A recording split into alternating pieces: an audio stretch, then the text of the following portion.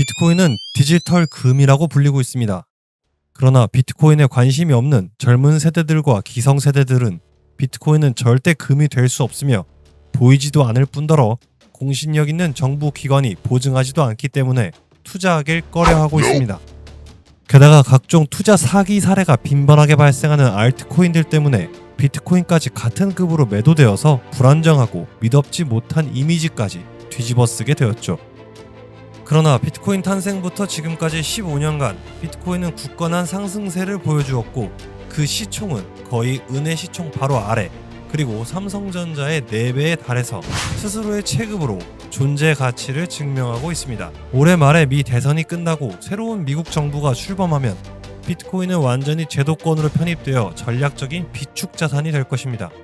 미국 정계를 자금력으로 휘어잡고 있는 블랙록과 투자 회사들이 줄지어서 비트코인을 조용히 모아가고 있고, 그들이 시작한 거대한 돈의 흐름은 거역할 수 없는 시대의 흐름이 될 것이기 때문입니다. 이번 시간에는 비트코인의 최대 라이벌이자 이상향인 금에 대해 먼저 알아보고 비트코인과의 비교를 진행해 보겠습니다.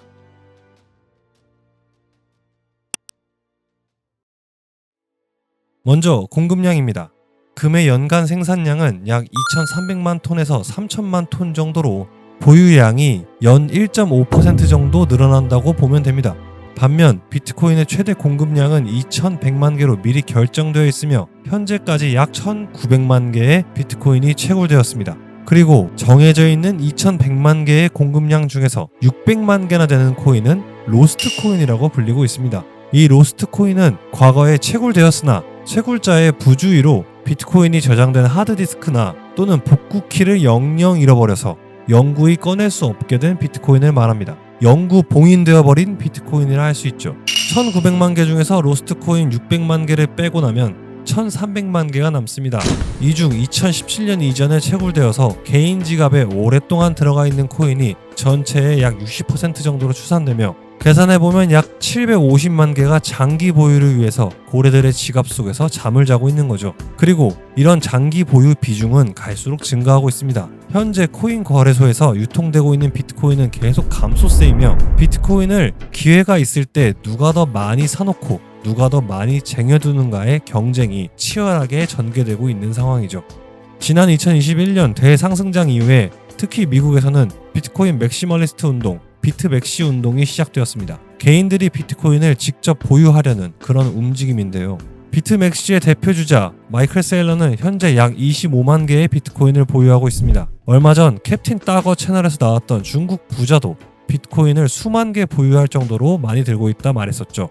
미국 부통령 후보인 JD 반스 또한 비트코인을 들고 있으며, 미국 민주당의 거물 로버트 케네디 주니어도 비트코인을 약 200억 원어치를 들고 있었으며, 현재는 가격 상승으로 약 400억 원의 자산가가 되었을 거라 예측되고 있습니다. 국가 차원으로는 엘살바도르 그리고 브라질이 비트코인을 국가적 기축 자산으로 지정했고, 일본과 우리나라 연기금은 비트코인 보유 회사에 투자함으로써 간접 투자를 이어가고 있습니다. 공급과 수요의 법칙에서 공급이 완전히 차단된 희소한 자산이 얼마나 큰 가치를 지니는지 시간이 지나면 그 위력이 더욱 커질 텐데요. 반면 금은 금광에서 계속 채굴이 가능하며 전 세계의 공급량도 연에 1.5%씩 증가하고 있습니다. 금의 총량은 계속 꾸준히 증가하지만 비트코인의 수량은 절대 불변인 셈이죠. 이번에는 자산의 이동이 편리한지 알아보겠습니다. 금은 물리적인 무게가 있으니 운반이 쉽지 않고 국경을 넘을 시에는 각종 단속에서 자유롭지 못하며 강도나 도난의 위험이 있습니다. 그래서 금괴 덩어리 수십 수백 개를 국경을 넘겨서 옮겨 다니는 것은 더더욱 불가능하다 할 수 있겠죠. 금은 이러한 성질 때문에, 이러한 물리적 한계 때문에 밖으로 나가기가 정말로 힘듭니다. 금융 에너지를 모아서 자산으로 바꿔놨는데 이것을 보내고 받을 수가 없다면 그 가치는 계속 떨어지게 됩니다. 열심히 생산해서 배포해도 장롱 속 서랍에 갇혀만 있다면 조선의 상평통보처럼 되는 것이죠. 현대의 화폐는 언제나 유통 가능하고 손가락 터치만으로 움직이는 것 같지만 그것은 어디까지나 눈으로 보이는 스마트폰 화면 속의 픽셀 속 숫자가 움직이는 것 뿐이고, 이마저도 은행기관과 정부가 허락했을 시에만 가능합니다. 게다가 출금 액수 제한이 있죠. 우리가 은행 어플로 해외 송금할 때 100만 원 송금은 되어도 10억 송금은 쉽지 않죠. 절차와 허가가 반드시 필요하고 수수료 또한 존재합니다. 그러나 비트코인은 이런 허락이 필요가 없습니다. 인터넷에 접속만 가능하다면 어디에서든 보내고 받을 수 있습니다. 심지어 비트코인 0.1개를 보낼 때와 1000개를 보낼 때 수수료가 동일하고 절차 또한 동일합니다. 10만원 어치든 1000억 원 어치든 언제나 동일한 조건으로 보낼 수 있는 거죠. 그래서 국가 단위, 기업의 고액 송금과 억만장자들의 자산 이동 및 보관의 특출난 장점을 보여주는 것이 바로 비트코인입니다. 이러한 본질적 특성 때문에 밖에서 안으로 들어오는 것과 안에서 밖으로 나가는 것이 두려운 국가들, 권위주의 통제 국가들은 비트코인을 미워할 수밖에 없습니다. 중국이 비트코인을 규제하고 금지시키고 반면 미국은 권장하려는 모습이 바로 이 때문이죠. 안정성과 내구성을 볼까요? 금은 부식되지도 않고 산화하지도 않습니다. 귀금속 중에서는 정말 왕이라고 할 수 있죠. 비트코인 블록체인망은 인터넷만 된다면 어디서든 접속할 수 있기 때문에 본인이 설정한 복구 키를 정확히 암기하고 있다면 탈취당하거나 손상되는 것이 불가능합니다. 안정성과 내구성 점수에서는 오프라인의 시대에서는 금이 왕이고 온라인 시대에서는 비트코인이 왕이 될 수 있다고 말할 수 있겠네요. 다음은 활용 가치입니다. 금은 전통적으로 귀금속 그리고 산업용으로 사용했습니다. 또한 경제 위기 상황이나 불확실성 발생 시 자산을 가장 안전하게 보존할 수 있는 전통의 안전 자산이죠. 현재 비트코인의 주 활용 가치는 구매력 저장입니다. 그치만 앞으로 몇 년만 지나면 비트코인의 사회적 활용이 다양해질 거라 봅니다. 이전 영상에서 자세히 다뤘듯이 여분 전력을 활용한 전력산업의 효율화에 사용 가능하며 나중에 비트코인의 시총이 더 커지고 변동성이 줄어들면 건물의 감정평가 후 담보대출을 실행할 때 담보물로서 사용이 가능해질 겁니다. 이 기존의 방식은 건물을 담보 맡기고 혹시나 원금 손실 위험이 생기면 건물을 매각해서 채권을 회수했었죠. 그러나 미래에는 건물 감정평가를 하고 나서 건물과 토지의 평가액만큼 비트코인을 대신 담보로 잡고 문제 발생 시에 해당 비트코인을 매각해서 채권을 회수하게 될 것입니다. 그렇다면 건물이 경매로 넘어가서 시세보다 낮은 가격에 팔리고 세입자들은 보증금을 제대로 못 돌려받는 그런 악순환도 완화할 수 있겠죠. 지난 2008년과 같은 부동산 대폭락이 발생한다면 그 위험도를 낮출 수 있게 되는 겁니다. 또한 주식회사가 남아도는 현금성 자산을 비트코인을 구매해서 보유하도록 하면 화폐 가치가 하락하는 만큼 올라가는 비트코인의 가치를 통해 해칭이 가능해질 겁니다.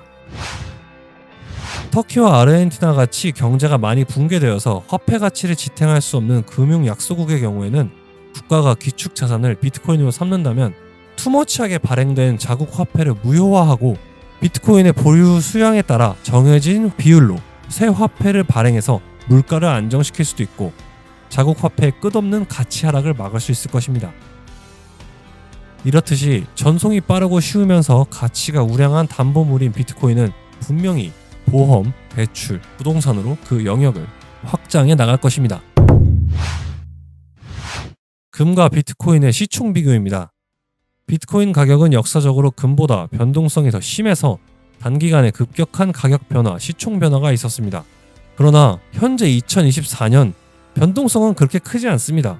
외려 미국 주식의 유명 주식들이 더 큰 편이죠. 사고뭉치 알트코인들의 스캠성 무빙이 언론에 의해 더욱 확산되면서 비트코인까지 그 오명을 뒤집어 쓰고 있습니다. 그러나 미국 대선 이후 새로운 국면이 펼쳐지면 비트코인에 대한 인식이 한 단계 업그레이드 될 것입니다. 2024년 10월 현재 비트코인의 시총은 원화 기준 1650조 원입니다. 워렌 버핏의 버크셔 해서웨이보다 약 20% 높은 시총이며 삼성전자의 시총 4배를 조금 넘는 시총입니다. 비트코인의 시총이 코스피와 코스닥을 합친 한국 전체 시총의 67%를 차지하는 셈이죠. 그렇다면 금은 어떨까요? 금은 아직까지는 세계 최고의 안전자산이라는 타이틀 때문에 안정적인 이미지를 굳건히 갖고 있지만 여전히 거시경제에 영향을 크게 받습니다. 변동성과 상관없이 금의 가격은 튼튼할 거라 생각하지만 금도 경제 위기에서는 약 30% 하락하는 경우가 있었습니다. 역시 세상에 완벽하고 안전한 자산은 존재하지 않습니다. 그런 자산이 있다면 우리 같은 사람들에겐 매수의 기회조차 존재하지 않았겠죠. 우량한 자산에게도 눈앞에 보이는 단점은 반드시 존재합니다. 그런 단기적인 맹점이 있기 때문에 가격 변동이 있고 우리들이 매수할 기회를 얻는 것이겠죠. 위변조 가능성을 살펴보겠습니다. 금을 위변조하는 것은 비교적 쉽습니다. 우리에게 유명한 아르키메데스의 욕조설화도 그 시절 왕의 금관 안에 불순 금속이 얼마나 섞여 있는지 알아내기 위한 실험이었으며, 로마의 대표 화폐였던 데나리우스화 또한 처음에는 순도가 높은 은화였으나 시간이 갈수록 다른 저급 금속의 비중을 높여 주저함으로써 로마 시민들이 화폐의 실가치를 의심했다는 기록이 남아있습니다. 이렇듯 금과 은은 발행자 및 제조자가 실질 가치를 속이기가 아주 쉽습니다. 반면 비트코인은 어떨까요? 표면적으로 보이는 비트코인의 장부를 전체 80만 개나 되는 블록 중에 한두 개 블록을 조작하는 것은 가능할 수도 있겠습니다. 그러나 지난 영상에서 말했다시피 약 80만 개에 달하는 블록을 전부 조작하기는 불가능하며, 일부를 조작했다 하더라도 정직하게 기록한 다른 블록들이 계속 생겨나기 때문에 거짓을 기록한 블록은 금세 탄로나게 되어 있습니다. 위변조 자체는 쉬울 수 있으나 이것이 반드시 들통나게 되는 시스템인 거죠. 이렇게 차근차근 비트코인과 금을 비교해 보았습니다. 지정학적 위기가 고조되고 경제 위기에 대한 두려움이 만연할 때 금의 가격 또한 상승해 왔는데요. 앞으로 2024년 미국 대선 이벤트 이후 미중 갈등도 다시 시작될 것이고, 세계 곳곳에서 이어지던 지정학적 갈등이 새 국면을 맞이하게 될 것입니다. 비트코인의 움직임도 분명히 다시 시작되겠죠. 다음에도 도움되는 영상으로 여러분들 찾아뵙도록 하겠습니다. 지금까지 프로비던스였습니다.